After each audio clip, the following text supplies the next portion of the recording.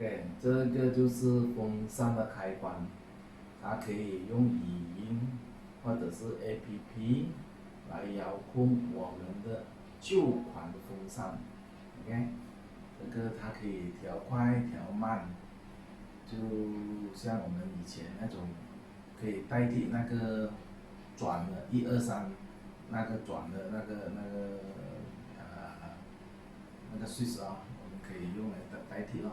所以我现在装上去了，已经接上了这个WiFi 器，然后也是可以支持这个语音控制啦。暂时我这边有用这个天猫精灵来遥控，它也支持这个谷歌声控的。OK， 所以我借助就是这个风扇。OK， 我给大家看一下，这是旧款的风扇。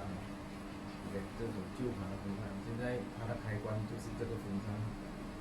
OK， 我等一下我试下用语音来遥控它。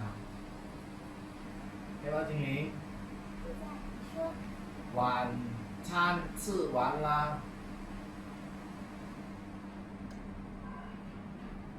他就把所有的东西，这个都包括窗帘也开始关闭了。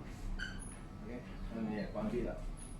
OK， so 那个火啊关闭了，风扇也关闭了。这个是我设定的，但我只留一盏灯在后面，这盏灯是不关闭的。啊，比如说现在早上我要来煮饭 ，OK， 这盏灯是不关闭的。好，你看看，我就设定这样子 ，OK。电猫精灵，哎，我在。煮饭啦。